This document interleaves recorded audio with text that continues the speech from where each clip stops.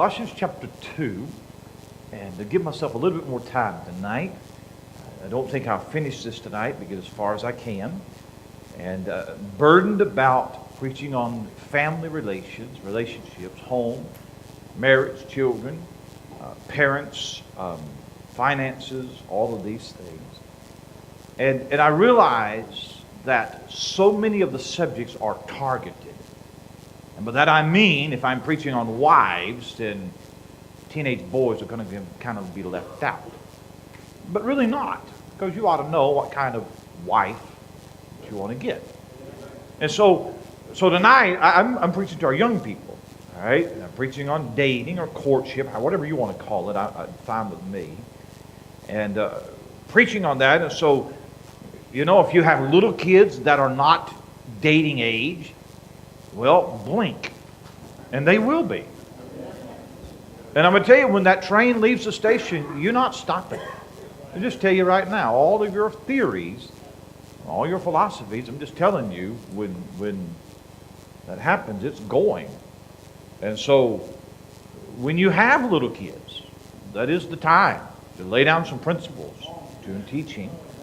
And so I think that this will cover a whole lot more people than what may first appear. And then let me say this, I'm aware that we have several couples in our church that are in the dating process, or however you want to call it. We have some that are not, would like to be. May even have a few that are and wish they weren't. I don't know.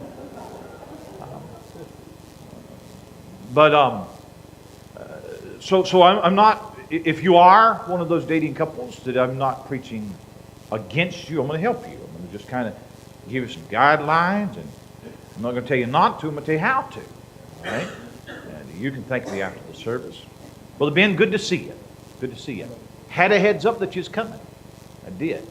Knew that you was going to be here. Glad that you can make it. Brother Ben Thompson from Capital City in Austin, Texas, got seniors. I think they've been on a senior trip. Is that right? And great. Good night for them to be here. I'm preaching on dating tonight. So it's wonderful. Wonderful. But it's all girls. It's all girls. It's all right.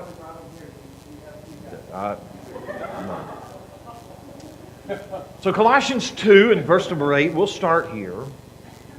Beware lest any man spoil you through philosophy of vain deceit, after the tradition of men, after the rudiments of the world, not after Christ. A philosophy is something that you believe.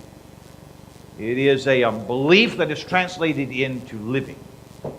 You live the way that you live because of what you believe. And the world has a philosophy on every subject under the sun. And most of their philosophy is so blatantly anti-scriptural that we can reject it outright. They have a philosophy that an unborn child is not a human being. The woman has a right to her own body, and so out of that you get abortion. They have a philosophy that homosexuality is just a sexual preference. It is the same as normal as heterosexuals, and so they have a philosophy. What you and I have to do is we have to be careful that we're not spoiled through philosophy and vain deceit. Because not every philosophy that they have is as wild hair as abortion. Sometimes they have a philosophy that, hey, that sounds right. That sounds acceptable. That sounds good and healthy. And sometimes their philosophy becomes ingrained in our culture. It's almost as American as apple pie. I mean, who would be against that? How could something that is so widely accepted be so wrong? So when you come to a subject like marriage, rearing children, dating, all of these subjects, when you come to these subjects, you always have to be asking, is this scriptural or cultural? And if you have a choice between scriptural and cultural, then it's not even a choice. There's no question. Are you with me so far? This is the easy part. It's the easy part. Now it's impossible to do a Bible study on dating. Here's the reason why. Dating's not in the Bible. I have searched the concordance and it's not there. The word dating is not a Bible word. In fact, I can't find any boyfriend or girlfriends in the Bible. it's almost as if they just didn't do that back then. Either good or bad. And so there obviously is something different. I believe that the Bible answers to every area of life. I really do. I believe that a young person should be able to go to the Bible and find direction for every stage of life, for every critical point, for every decision they're going to make, especially at this critical stage of life. And so what we're looking for is we're looking for principles. We're looking for principles that we can apply to dating, where there is no command, no thou shalt or thou shalt not. We look for a principle that expresses the mind of God, and we use that principle as rules in this area of life. Is everybody with me? Wonderful, wonderful. To question teenage dating is almost blasphemous. Because if a girl don't have a boyfriend by 14, she almost panics. She'll never get married. Boys are not popular if they don't have a girlfriend. And by the time that the average teenager graduates from high school, they will have gone through a number of serious, exclusive relationships with the opposite sex that sets a pattern that in all likelihood will continue on into their college years. Now here's how it works in the world. All right? In the world, here's how it works. A boy sees a girl. He's attracted by her cute smile, her smooth voice, her cool friends, or some other superficial attraction. He asks her to go out on a date. If she accepts, the boy will typically pick her up at a certain time, take her out to dinner, a movie, all the while hoping she will reward him with some type of physical activity. This is the world. If they hit it off, there will be a second and a third date. What society defines as a nice girl is one who will limit the physical activity until the third or fourth date, by which time it is expected that kissing, necking, and heavy petting be a part of and even the purpose of the date. If the boy and girl date for any extended period of time, they may decide to agree to not date other people. Now they're going steady. This commitment is usually sealed with the boy and girl swapping personal possessions such as a class ring or a jacket or something like that. More personal possessions will swap hands as the relationship continues. And in this way, going steady is nothing more than an adolescent imitation of marriage. That's how the world does it. The divorce, otherwise known as breaking up, comes when one of the two parties gets bored with the relationship, cheats on their commitment to not date anyone else, or simply decides they've found someone better. The relationship usually ends with spiteful things being said to each other, slanderous remarks made about the other person to friends, and a contentious argument over the personal property that had been given to each other. In most cases, much of the personal property is returned to the original owner, giving the teenager excellent training for a real divorce he or she is likely to experience later in years. Isn't that how the world does it? That's the world pattern. And I think that there is something terribly wrong with the pattern. And so what I want to do tonight and probably next week as well is to show our young people a different way. See, I'm not going to tell you that you ought not like boys and girls. I'm going to tell you, I think that a boy ought to like girls. Amen. Much better than the alternative. Right? Amen. I think the girls ought to like boys. Amen. I want you to. I want you to get married. I want you to have children. I want all those things to happen. I'm going to show you the right way to do that. Okay? I believe that teens are entering into these relationships at a much earlier age than ever before. And our sex-crazed culture pressures them to get physical when they have no business getting physical. And there are more problems than benefits, and I think it's one of the most dangerous things that a young person can do. Oh, how dangerous it is. The way that it is done now is not how it's always been done. Webster's 1828 dictionary, I looked up the word dating. And the word dating in Webster's 1828 dictionary has nothing to do with romance or boyfriend-girlfriend. It was not a concept back then. Before the 20th century, you never heard phrases like going steady, going out, boyfriend, girlfriend, hooking up. Never heard that. Alan Carlson wrote a book, Wandering Toward the Altar, The Decline of American Courtship. Here's how he described the change in American culture. He said, prior to the early 20th century, courtship involved one man, one woman, spending intentional time together in order to get to know each other with the express purpose of evaluating the other as a potential husband or wife. The man and the woman usually were members in the same community. Courting usually was done in the woman's home in the presence of her family, most often dad and brothers.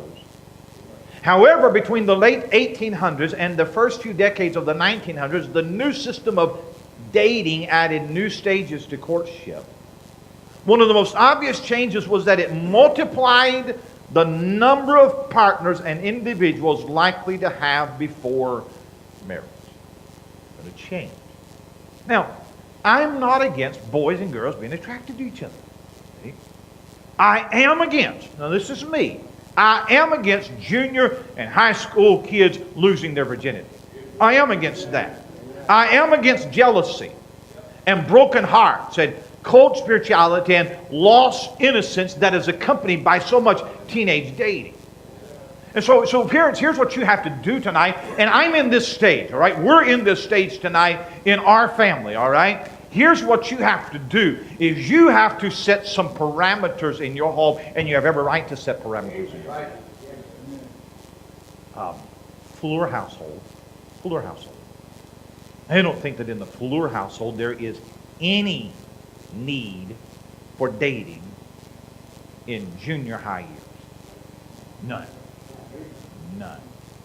No flirting, no note passing, no sitting next to each other on the school bus, no girls talking about cute boys, none. Now, I hope they have noticed each other by that time. I do. I hope by the time a boy reaches junior high, he has quit throwing rocks at girls. Okay? I hope he's moved beyond that, but it is too early to have a girlfriend. Because junior high boys are usually shy and awkward and backward, and they should be shy and awkward and backward. They ought not know what to do with this newfound discovery that they have discovered. Groups to have interaction with a group setting, but no romance. None. Too childish, too immature, too young, too stupid. Love you in Jesus' name. Okay? So there's no purpose in it. No purpose in it. Fellure household, there is no need for a serious dating relationship during high school years. Now, if you like the word courtship, I'm fine with that. I'm just going to use dating because everybody knows what dating is, all right? So we'll deal with courtship next week, okay? We'll deal with it next week. A serious relationship. Serious relationship is exclusive commitment. Exclusive commitment, boyfriend, girlfriend. Deeply emotional love letters written to each other. Calling each other every night, at night, late hours. Excessive amounts of time together. That's a serious relationship. Mutual exclusivity. Infatuation. Emotional intimacy. Some level of physical activity. There's nothing wrong with a guy wanting to know a girl and get to know her, but that's as far as it should go in high school. Right? Now this is. I am against Christian schools having sweetheart banquets for junior high because I don't think that 13-year-olds ought to have a sweetheart. Okay? No business to have a sweetheart. I will tell you, the Victory Baptist Church, we have no interest in turning youth activities into dating events. Okay? We're not chaperones. Okay? Teen adolescents, all right? 15-year-olds. They are filled with raging hormones. They are infatuated. It is going to lead to physical. There is nothing good that's going to... Somebody help me out tonight. There's nothing good going to come out of this thing, all right? You ever heard of a guy named G. Stanley Hall? G. Stanley Hall. G. Stanley Hall was a psychologist around the turn of the 20th century. His writings have probably had more influence on American culture than any other man. He was president of the American Psychology Association, wrote and lectured primarily on child psychology. He was an evolutionist, and you ought to read his works with high skepticism. G. Stanley Hall, he believed that just as nature evolved through stages of evolution, so human beings evolved through stages of evolution. So here's how he'd say it. Infants and toddlers, he would say, they are in the primitive stages of human history. And so parents are counseled just to leave them alone and let them play. That's all. 8 to 12-year-olds are like cavemen, pygmies. And so they are advanced a little bit more and could be taught and disciplined a little bit. The most critical age of life is the years 13 through 18, which he compared to the medieval ages. Now here's what he believed. Hall believed that the pre-adolescent child develops to its best when it is not forced to follow constraints, but rather to go through the stages of evolution freely. I'm going to read this, see if you think this has seeped into our culture. He believed that before a child turns 6 or 7, the child should be able to experience how one lived. In this stage, the child would be able to express his animal spirits. The child is growing rapidly at this stage. The energy levels are high. The child is unable to use reasoning, show sensitiveness toward religion or social discernment. By age 8, the child should be at stage 2.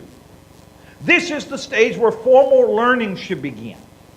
It is when the brain is at full size and weight. It's considered normal to be cruel and rude to others at this stage, because the reasoning skills are still not developed. The child should not have to deal with moralizing conflicts or ideas. He is not yet ready at this stage. In the stage of the adolescent, the child now has a rebirth into a sexed life. He is ready to deal with moral issues, kindness, love, service for others. Reasoning powers are beginning, but are still not strong.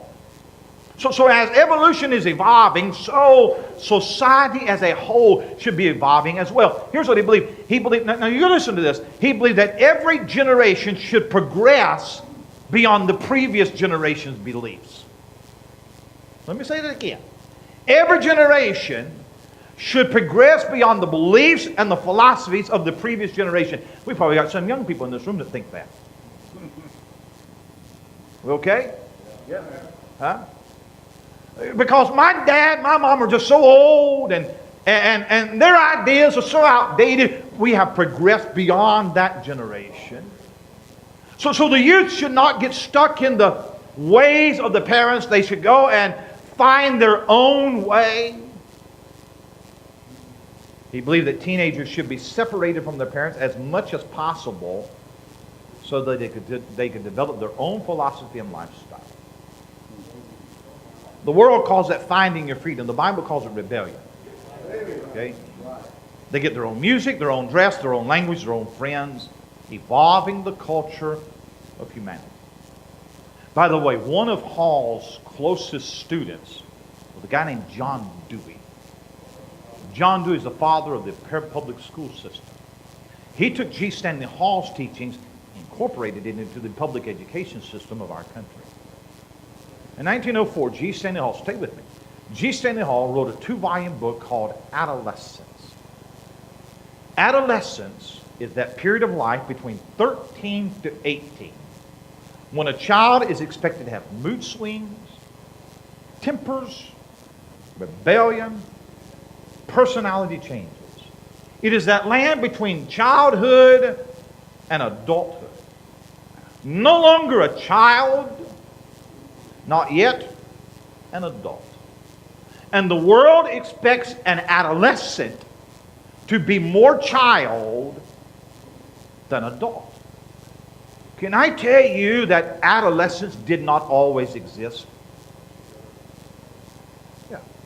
Did you know there was a time in our country when there was only 3 categories? There was childhood, there was adulthood, and there was old age.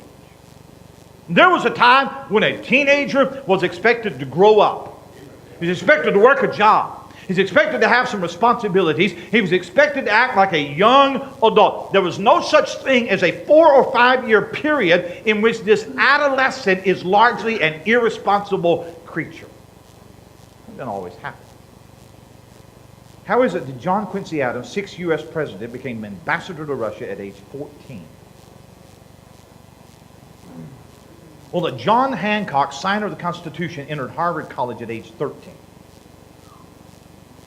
How did the great Civil War general Stonewall Jackson finish school at age 16, became constable at age 17? Or Samuel Morse entered Yale University at age 15? How did William Carey be able to read the Bible in 6 different languages by the age of 18? How did George Washington, who never attended school, got his education from his parents, but by age 12, he was learning trigonometry and geometry? By age 15, he was a surveyor, became commander of the Virginia militia at age 21. Fisher Ames wrote the First Amendment to the Constitution, entered Harvard University at age 12. That was a different world back then. But they did it because it was expected of them. That's why. You know what's expected of teenagers today? Play video games. Hang out at the mall. Wear breeches down to your knees. That's what's expected. Get in trouble at school. That's what's expected, and so they live up to the expectation.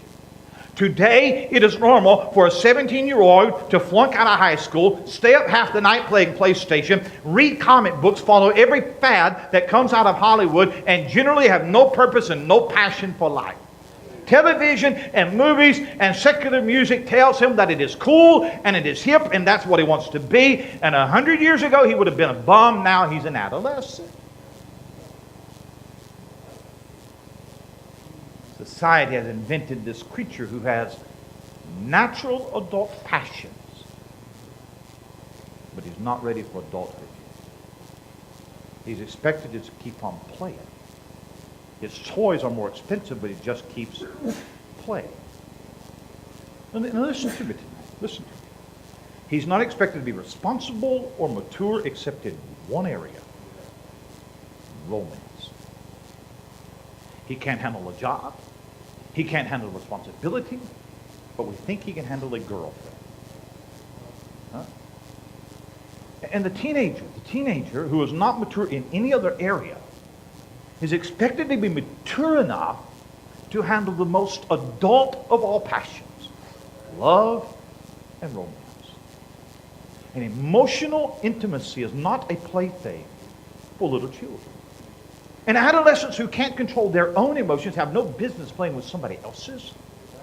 Are you with me tonight? That's why I say that a 14-year-old has no business playing with adult passions. No more than a child has any business playing with a loaded gun.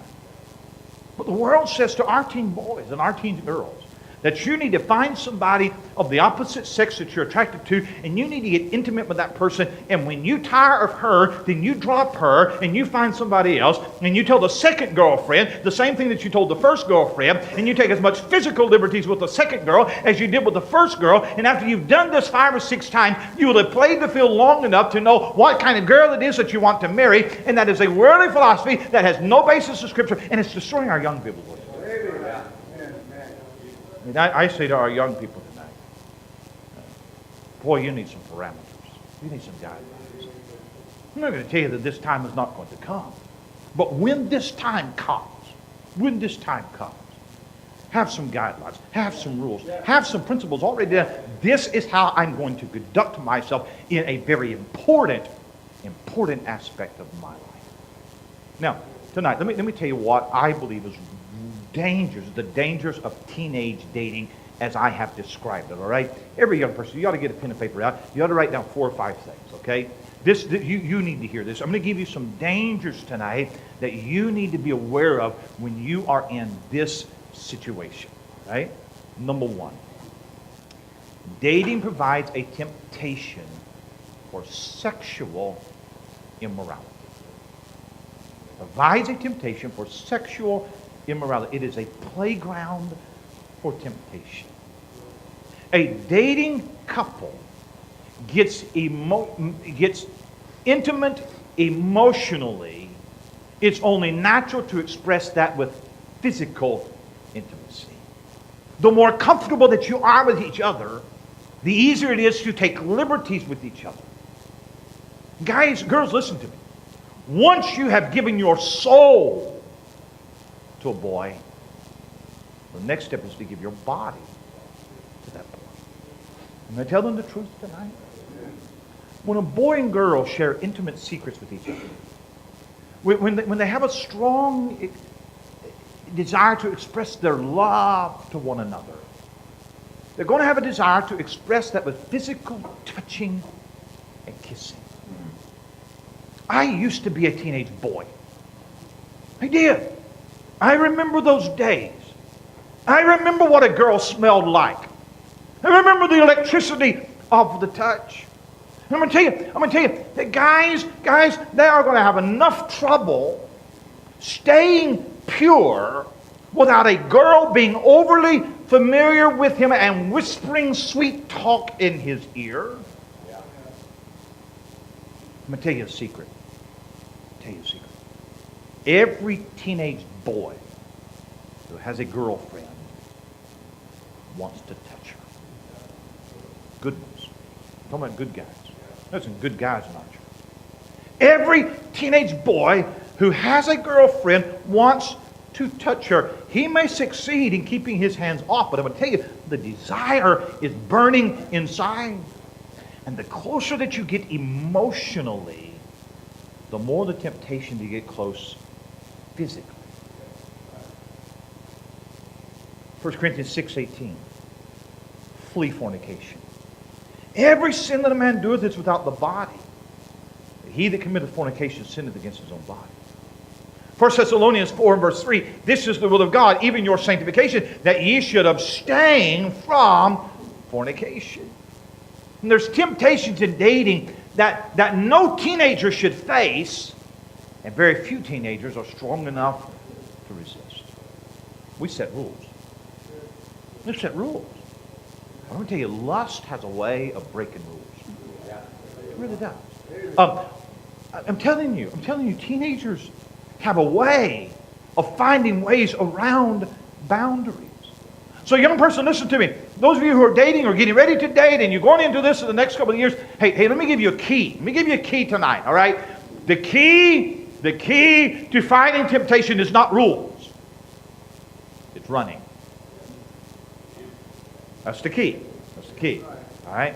You will have a better chance of success if you run from the temptation than trying to put rules on the flesh in the heat of the moment. Yeah. You ought to have physical rules. Physical boundaries. Parents, you make your own rules. And you have the right to. There needs to be some rules. And any spirit-filled young person that wants to stay pure would never buck at rules that are intended to keep them pure. Right? So you have to make the rules. Can they hold hands? It's up to you. Can they kiss? Maybe they can do anything without going all the way. You're the dad, you're the mom, you make the rules. Now, I believe that God's made a rule. I do. It's an archaic rule, though. I mean, it's really old-fashioned. 1 Corinthians 7 verse 1. Here's his rule. Concerning the things wherever you wrote unto me, it's good for a man not to touch a woman. It's God's rule. It's good for a man, single man, he's not married, good for a man not to touch a woman. Let me tell you that when a boy touches a girl, it stirs up lust. Oh, man, I know what I'm talking about. When a boy sits so close to a girl that their thighs touch, he's not thinking about that touch. He's thinking about the next touch. They may only be... Am I too crude? I hope not. They may only be holding hands, but he's wondering what it would be like to put his arm around her, pull her close. They may only be kissing, he's wondering what the next step would be. And I'm not saying that every boy is a sex-crazed pervert. I'm not saying that at all. But the touch of a woman is like the fire in the bosom of a young man when he gets emotionally close to her. Proverbs 6:27. Can a man take fire in his bosom and his clothes not be burned? Can one go upon hot coals and his feet not be burned? So he that goeth into his neighbor's wife, whosoever toucheth her shall not be innocent. Jesus said, you've heard them said with them of old time, thou shalt not commit adultery. I say unto you that whosoever looketh on a woman to lust after her hath committed adultery with her already in his heart. It's one thing to be physically pure, but oh, how you need to be emotionally pure. Dating, it is a temptation. Let me give you a second danger, guys, gals. Here's a second danger. Dating promotes a spirit of adolescent independence from the parents. Most dating couples don't want their parents involved in the relationship. They talk alone in the corner, nobody can hear them. Pass notes, so nobody can read it. Shut their parents out of the most important decision of their life. And sometimes they will see their parents as busybodies trying to intrude in their life.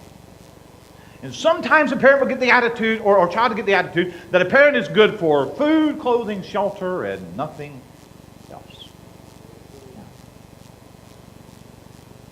Teenagers growing into adulthood have an urge to become independent, and that's good. To spread their wings. Increased liberties means increased responsibilities. They're going to want to go out without their parents tagging along at all, right? Sure. There's nothing wrong with that. Part of growing up is taking new liberties that you didn't have as a child, proving that you are responsible enough to handle those liberties. And Mom, Dad, I'm going to tell you, you can't reverse that. You can't, and you don't want that. You want them to grow up.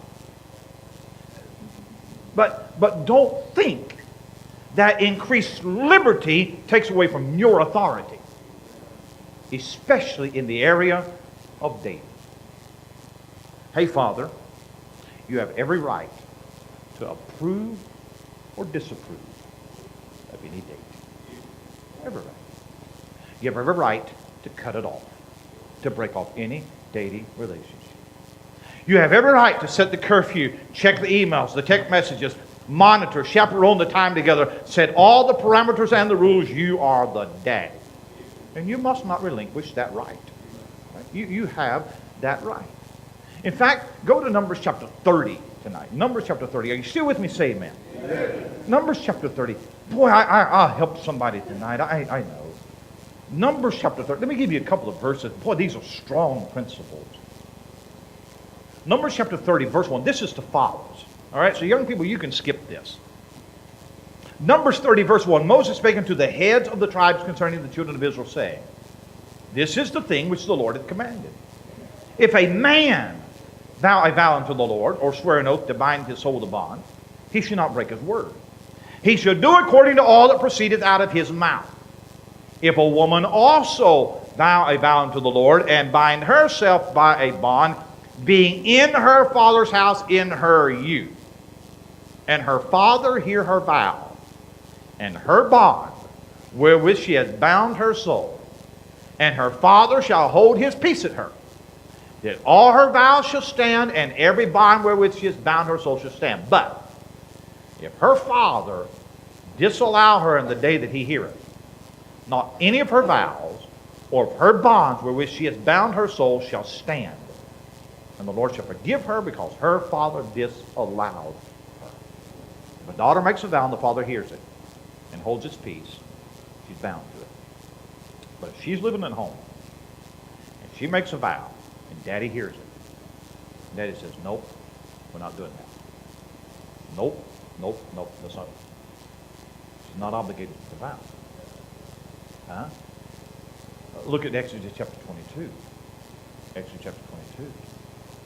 I have a teenage daughter. All right? Exodus chapter 22. Look at verse 16.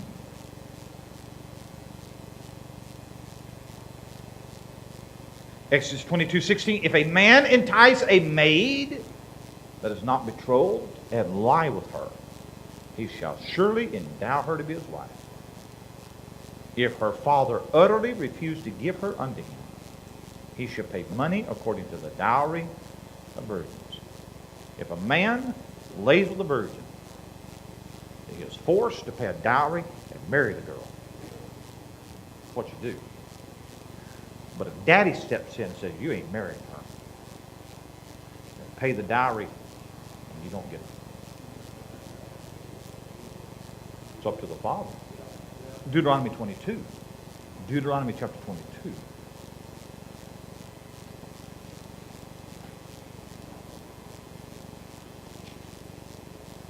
Several verses here. Deuteronomy 22 verse 13. Stay with this. If any man take a wife and go in unto her and hate her, and give occasions of speech against her, bring up an evil name upon her, say, I took this woman when I came to her, I found her not a maid.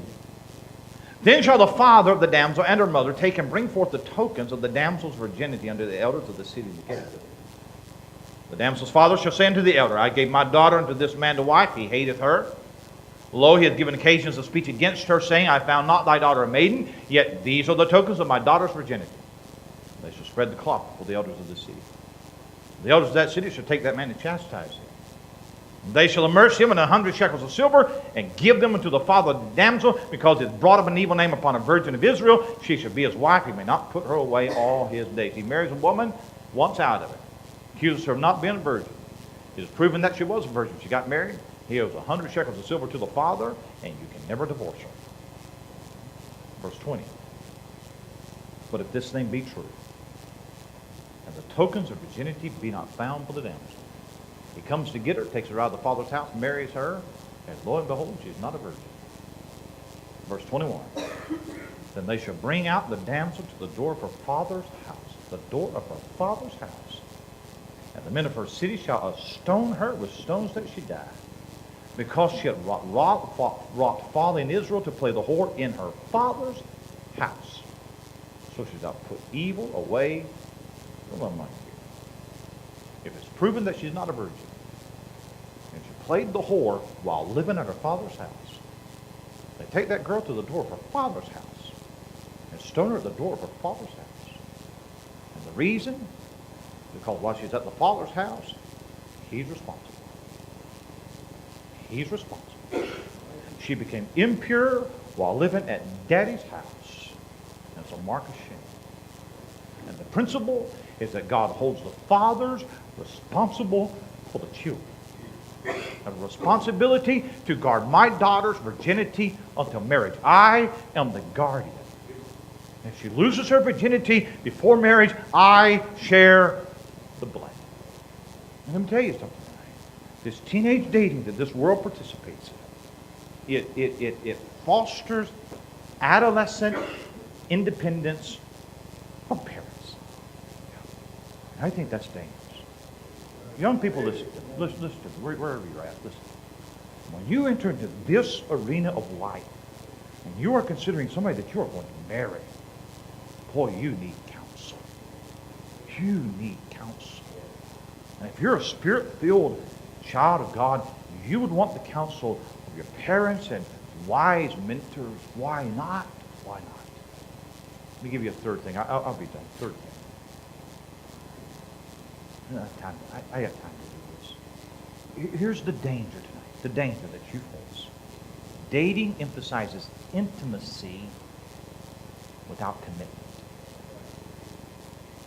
Intimacy without commitment. God designed for marriage to be the expression of intimacy, not dating.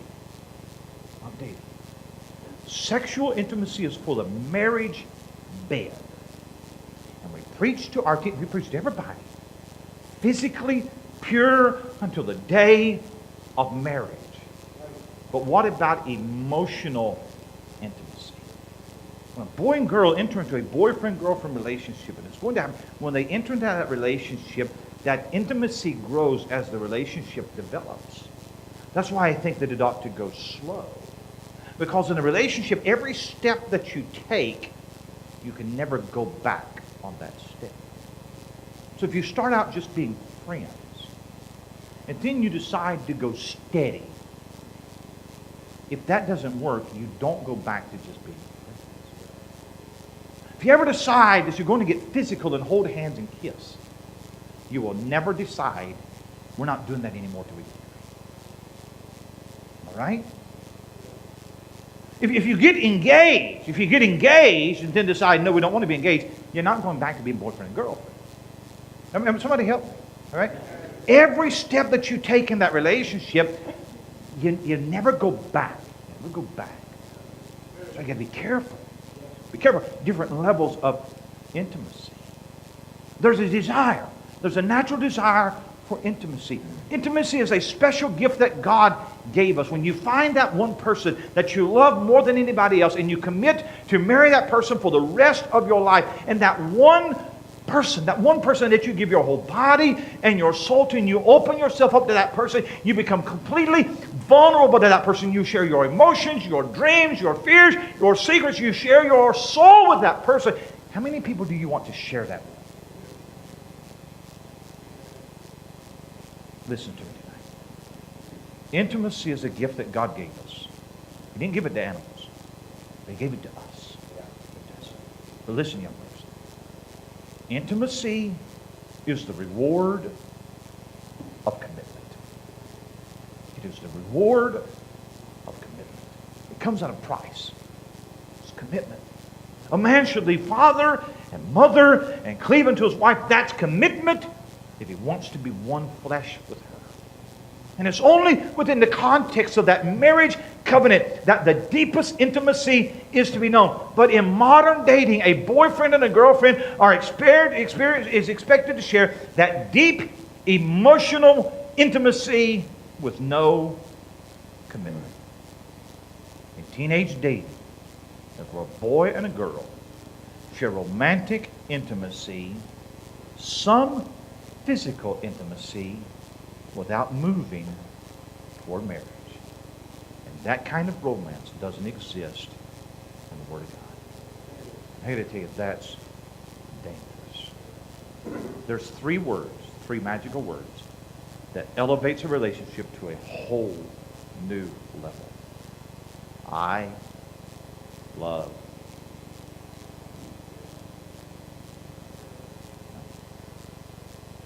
And girls, when you start dating a guy, how many girls do you want him to have said that to before he finally got to you? And girls, how many pieces of your heart do you want to give to a guy before you finally find the one? And all you have is a broken heart to give him. Let me give you a fourth thing tonight, and I'm done. Dating. It is a distraction to spiritual growth. When a boy and girl dedicates their life to God, sets out to seek God's will, Satan doesn't count it as a defeat. What he's going to do is he's going to throw every snare in front of our young people to try to sidetrack them. That may be in the form of ungodly friends that influences them for the world. It may be in the form of a job that takes them out of church on Wednesday night. It may be in the form of an unhealthy boyfriend-girlfriend relationship. So a teenage boy is on fire for God, but he gets a girlfriend and she consumes every thought. And she takes the place of God, and everything takes a back seat to her. They might not be doing anything wrong in that relationship, but the relationship itself consumes them and distracts them from spiritual matters. And so a girl dates a boy that she knows is not strong spiritually. He comes to church, has a Christian home, but in their private moments he is carnal. He never talks about God. They never have a conversation about Jesus. He doesn't read his Bible. They never pray together. They never see him on the altar. It says that he's saved, but that's as far as it goes. And she lets her emotions control her, and excuse his lack of spirituality, because when I marry him, he will change. And a boy likes a girl because she is so pretty and so worldly. She's flirty, she's loose, and he knows that she would never like a prude. So he's determined that he's not going to be a prude. A sensual appetite destroys a spiritual appetite. When you eat dessert before you eat the meal, you have no appetite for the meal. When all that you are filled is with the sensual, you will not hunger and thirst after righteousness. And so I've seen kids quit the choir so they can spend more time with the boyfriend. And I've seen girls switch Sunday school classes so they can be closer to that guy. I've seen teens sit in a church service and never listen to one word that the preacher says because they're always focused on each other. I've seen good kids get distracted by some romantic fling and never find their way back again. And the danger that you face when you enter into this stage of life is that it can become a distraction to spiritual growth. Now, all I've been tonight is negative. Okay? Just negative. If you'll come back next week, I'll tell you how to do it. Okay? Because I don't want you all to be eunuchs. I don't want you just to be all... I want you to get married. I don't want you to like boys and like girls. And I want you to get married and stay here in the church. I want that. I want that. But what I'm trying to say tonight is there's a right way to do it. And the way the world does it, it's not working. It's not working. Bow your heads. Bow your heads.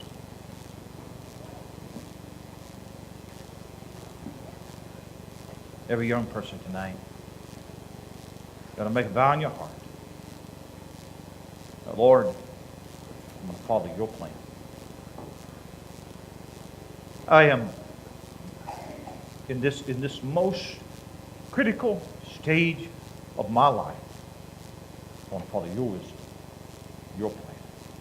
I'm going to do it right. You ought to have as a goal. Go to that altar, emotionally and physically pure. Hey, girls, give your heart only to one man. Just one man. Just one man. Hey, guys, it's incumbent upon you to be as pure as she is. As pure as she is. You don't have to follow the pattern of this world because they don't have it right. Look at it. 50% of marriages end in divorce. And yours doesn't have to. It's a wonderful thing when a young man falls in love with a girl. Has to take a risk. Has to take a risk to speak to her, to get close to her. Conducts himself as a young man. Proves that he's able to handle the responsibility. Gets married. Serves God together. That's what I want for my children. It's probably what you want for your children as well. So I pray tonight that God would help us. Give us the wisdom.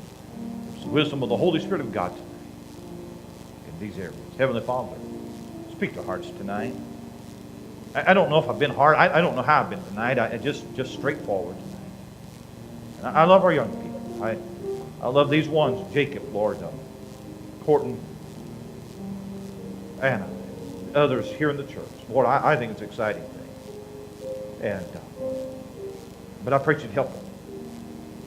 Boy, if they're not spiritual now, sure not going to be after they get married. So if there's any weaknesses, well, now's the time. Now's the time to get this thing straight. I pray you'd help us.